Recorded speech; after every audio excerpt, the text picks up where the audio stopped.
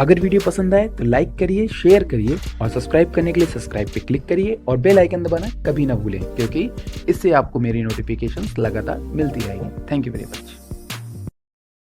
Hello दोस्तों, मेरा नाम है अंकित मिश्रा और आप देख रहे हैं बायोलॉजिकल क्लासिफिकेशन। दोस्तों, बायोलॉजिकल क्लासिफिकेशन जो आपका होता है ये बहुत ही इम्पोर्टेंट टॉपिक होते हैं, लेकिन थोड़े से बोरिंग और हिस्टोरिक भी होते हैं। इसको हम लोग थोड़ा और इंटरेस्टिंग तरीके से पढ़ाई करेंगे तो ये टॉपिक आपके लिए काफ़ी सिंपल और काफ़ी बढ़िया और काफ़ी इंटरेस्टिंग बन जाएगा। दोस्तों, बायोलॉजिकल क्लासिफिकेशंस की अगर मैं बात करूँ तो आपको पहले पता होना चाहिए कि क्लासिफिकेशंस क्या होते हैं। दोस्तों, क्लासिफिकेशन जो होता है ना, वो जनरली हम क्यों क्लासीफाई करते हैं, किसी भी चीज़ को क्लासीफाई या क्लासिफिकेशन में रखना ये इंपॉर्टेंट होता है कि आप उसके प्लेस को कहाँ रख रहे हैं, आप उसको आइडेंटिफाई कैसे करोगे।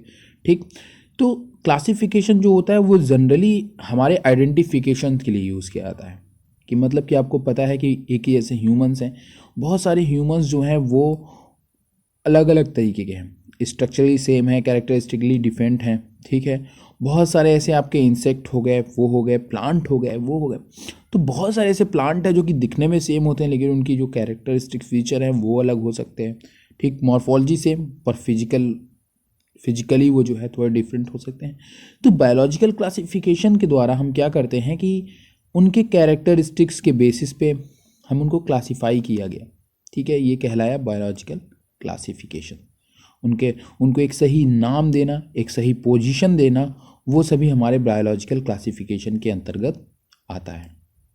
दोस्तों, हम बात करते हैं हिस्ट्री ऑफ क्लासिफिकेशंस। तो आज का जो हम लोग का मतलब कि इस कोर्स का जो टॉपिक्स होगा वो होगा generally history of classification, 5 kingdom of classifications, overview जो हम लोग पढ़ेंगे जिनके बारे में वो पढ़ेंगे Monera, protista, fungi, Plantae and animalia, जो कि हमारे 5 किंगडम क्लासिफिकेशंस का पूरा ही मटेरियल है। दोस्तों, ये टॉपिक मैं फिर से एक बार बायोलॉजिकल क्लासिफिकेशंस को आपको कर दूं कि देखिए, स्टार्ट जब हुआ हमारा हिस्ट्री की अगर मैं बात करूं कि जब हमारे पृथ्वी पर डेवलपमेंट स्टार्ट हुआ तो कैसे यूनिसेलुलर से मल्टी सेलुलर का ऑर्गेनाइजेशन हुआ, कैसे डिफरेंट तरीके के कैरेक्टरिस्टिक्स फीचर हमारे सेल में लगातार अपडेट होते रहे। ये सभी चीज़ें एक क्रम में चली, एक विकास में चली, यूनिसेलुलर से मल्टी सेलुलर होना। ठीक, तो चूंकि जब वो मल्टी सेलुलर हो रहे हैं या यूनिसेलुलर हो रहे हैं तो इनको एक प्रॉपर आप एक केस में रखते हो। जैसे कि सबसे पहले अगर मैं बात करूँ, आप प्लांट और एनिमल को एक अलग अलग जगह पे रखते हो ना, उसके लिए आप कुछ फीचर डिसाइड करते हो। भाई प्लांट ये करता है, एनिमल ये करता है, प्लांट ये करता है, ये एनिमल ये करता है। तो हम उसको अलग अलग क्लासीफाई करते हैं कि भाई प्लांट अलग चीज़ है और एनिमल हमारी अलग चीज़ है। तो क्लासिफिकेशन जनरली अब जैसे जैसे स्पीसीज हम ज़्यादा खोजते चले जाएंगे, जैसे जैसे स्पीसीज की संख्या बढ़ती चली जाएगी, क्लासिफिकेशन और कॉम्प्लेक्स होता चला जाता है। हमें फीचर को आइडेंटिफाई करने के लिए कुछ नए कैरेक्टर को ऐड करना होता है कि भाई ये कैरेक्टर इसमें है, ये कैरेक्टर इसमें नहीं है। ठीक, तो इस तरीके से हमारे जैसे जैसे डिस्कवरीज बढ़ती चली गई, हमारा जैसे जैसे एज बढ़ता चला गया, ठीक उसी उसी तरीके से हमारी साइंस भी क्या हो गई, इन्हेंस हो गई, रिसर्चें इन्हेंस हो गई। अच्छे माइक्रोस्कोप, अच्छे एलिमेंट, अच्छे साइंटिस्ट, मतलब ये इनकी संख्या हमारे पास बढ़ गई, जिससे कि हम ईजिली तरीके से किसी भी चीज़ को आइडेंटिफाई कर सकते हैं और उसको प्रॉपर एक क्लासिफिकेशन हमने बनाया, हम उसमें उसको रख सकते हैं। दोस्तों, आइए चर्चा करते हैं हम लोग अपने क्लासिफिकेशन के हिस्ट्री पे कि कौन कौन से ऐसे साइंटिस्ट थे जिन्होंने कुछ इंपॉर्टेंट क्लासिफिकेशन दिए और जिनकी महत्वता आपको बहुत ज़्यादा दिखाई दी है। दोस्तों, मैं इसमें बहुत कुछ चीज़ें नहीं बताऊँगा, आपको नॉर्मल चीज़ें ही बताऊँगा। देखते हैं दोस्तों, यहाँ पे आपके सामने हिस्ट्री ऑफ टेक्सोनॉमिक कॉन्सेप्ट। जो टेक्सोनॉमिक का कॉन्सेप्ट आया वो जनरली कौन कौन साइंटिस्ट लेकर के आया, तो लीनियस का नाम आपको पता है कि सबसे पहले आता है 1735 में। लीनियस जो थे, कैरोलस लीनियस, तो इन्होंने क्या किया था कि 2 किंगडम क्लासिफिकेशन दिया। जनरली अभी तो आप ये सब चीज़ें जानते ही होंगे कि आपके जो 5 किंगडम क्लासिफिकेशन है, ठीक, जैसा कि मैंने पहले भी मेंशन किया है, Monera, protista, fungi, Plantae, animalia, ये आपके 5 किंगडम क्लासिफिकेशन है। लेकिन स्टार्ट जब हुआ ना दोस्तों, लीनियस ने जब 1735 में देखा तो केवल 2 किंगडम क्लासिफिकेशन को देखा। तो जो 2 किंगडम्स क्लासिफिकेशन थे ये जनरली रखे गए एनिमेलिया और वेजिटेबलिया, या एनिमेलिया और प्लांटी आप बोल सकते हो दोस्तों, वेजिटेबलिया बोलो या प्लांटी बोलो, एक ही चीज़ में आती हैं। लेकिन तो मैंने वही चीज़ बोला ना कि स्टार्टिंग में इनको ये पता नहीं था कि क्या चीज़ें हैं क्या चीज़ें नहीं हैं। तो 2 किंगडम क्लासिफिकेशन आपके सामने रख दिया था लीनियस सामने। उसके बाद हमारे हैकल जी आए। हैकल जी ने 1866 में, ठीक है, थ्री किंगडम क्लासिफिकेशन को प्रस्तुत किया। जब इन्होंने देखा कि एनिमेलिया के केस में हमें कई प्रोटिस्टा दिखाई देने लगे, मतलब कि धीरे धीरे जब हमारा साइंस डेवलप हुआ, माइक्रोस्कोप डेवलप हुए, तो यूनिसेलुलर जो सेल होती थी हमारी, उनको वो दिखाई देना शुरू हुए, वो दिखना शुरू हुए। तो इन हैकल जी ने क्या किया कि प्रोटिस्टा का कॉन्सेप्ट लाया, उसके बाद प्लांटी और एनिमेलिया। तो यहाँ से हमारे थ्री किंगडम क्लासिफिकेशन बन गए थे। उसके बाद कैटॉन ने इसको टू एम्पायर्स, ठीक है, जनरली जिनको हम लोग, ये एक बहुत बड़ा इवोल्यूशन का टर्म होता है दोस्तों। यहाँ से जो प्रोकैरियोट्स और यूकैरियोटा, जो ये कॉन्सेप्ट आया प्रोकैरियोटा और यूकैरियोटा का, ये एक बहुत बड़ा कॉन्सेप्ट था जो कि ये साइंटिस्ट लेकर के आए। और ये टू एम्पायर्स इनको हम बोलते हैं, क्या बोलते हैं, टू एम्पायर्स का नाम देते हैं। और यहाँ पे जो है दोस्तों, ये है हमारे कोपलैंड 1956 एनिमेलिया। ये एनिमेलिया जो है ये यहाँ से आया हुआ है, तो आप बिल्कुल भी टेंशन फ्री रहिएगा, मतलब कि ये मत सोचिएगा कि इसमें एनिमेलिया कहाँ से आ गया। तो इन्होंने बताया मोनेरा के बारे में। फर्स्ट टाइम जो मोनेरा रिकॉर्ड किया गया, ठीक है, वो कोपलैंड जी ने बताया था फोर किंगडम क्लासिफिकेशन में। तो पहले two kingdom classification only Animalia और प्लांटी आ गए। उसके बाद रिसर्चें और बढ़ी, प्रोटिस्टा ऐड हुआ, फिर धीरे धीरे मोनेरा ऐड हो गया। Monera, protista, Plantae and animalia. तो ये रेगुलरली आपके अपडेट हो गए। उसके बाद हमारे विटेकर जी आए, ये बहुत ही इम्पोर्टेंट साइंटिस्ट थे और जिनकी क्लासिफिकेशन हम आज भी पढ़ते हैं, जिनका मान्य है, ठीक है, फाइव किंगडम क्लासिफिकेशन 1969 में दिया गया। और ये दिया था हमारे विटेकर जी ने। Generally Monera, fungi, protista, Plantae और एनिमेलिया। तो ये क्लासिफिकेशन बहुत ही इंपॉर्टेंट है दोस्तों। मैं इसके बारे में आपको एक एक के बारे में ओवरव्यू दूंगा, मोनेरा के बारे में, फंजाई के बारे में, प्रोटिस्टा और प्लांटी के बारे में। तो दोस्तों ये वीडियो आप जरूर देखिएगा, इसलिए नहीं कि कोई एक हिस्टोरिकल वीडियो है, ये नॉर्मल जनरल कैरेक्टर में आपको कुछ बताऊंगा, जो भी हर ग्रुप के कुछ जनरल कैरेक्टर हैं, कुछ एग्जाम्पल हैं।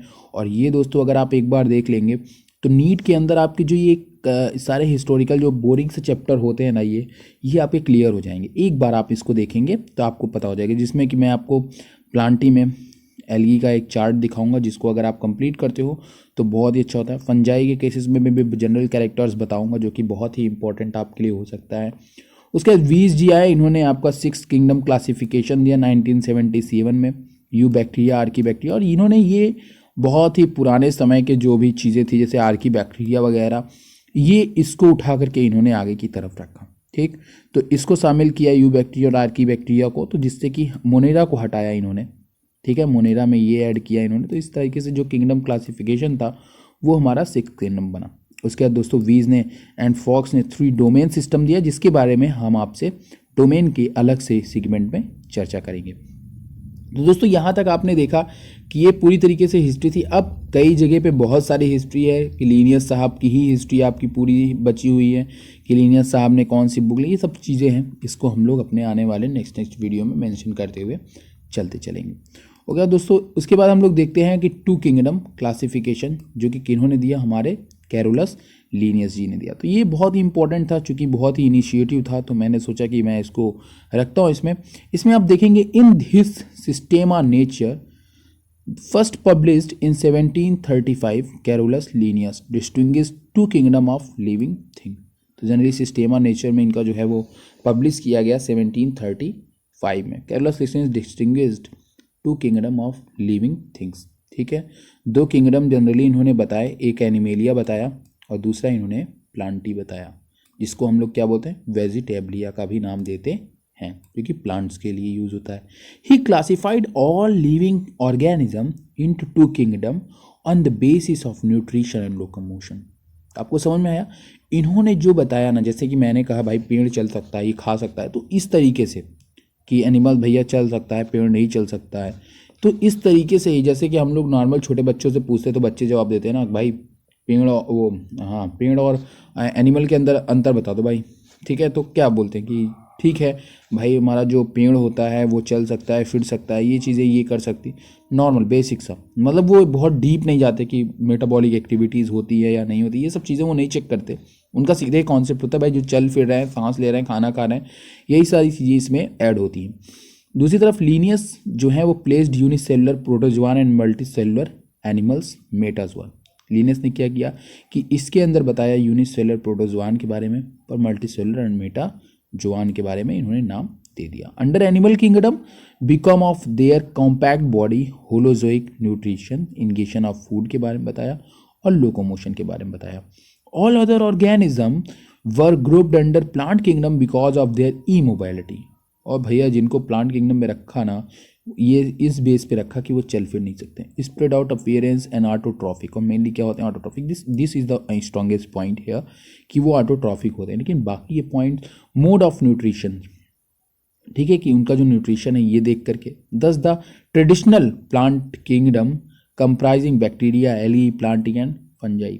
तो इनके प्लांट किंगडम में तकरीबन सभी चीज़ें जो है वो मौजूद रहीं। उसके बाद दोस्तों इनकी जो डीमेरिट्स थी, वो कुछ डीमेरिट्स भी आपको देखने को मिली, जैसे डीमेरिट्स और लोकोमोशन, और डीमेरिट्स और लिमिटेशन। इसमें क्या क्या लिमिटेशन थी आइए इसको मेंशन करते चलते हैं। The two kingdom class system of classification did not indicate any evolutionary relationship between plant and animal. पहली गड़बड़ी यही आई कि भाई मतलब प्लांट से एनिमल आए, एनिमल से प्लांट है, ऐसा मतलब कोई भी इवोल्यूशनरी सिग्निफिकेंस या इवोल्यूशनरी रिलेशनशिप इन्होंने नहीं दिखाया। उसके बाद it group under together the prokaryotes bacteria with other eukaryotes, ठीक है, मतलब इनको क्लासीफाई नहीं किया कि भाई बैक्टीरिया अलग चीज़ है।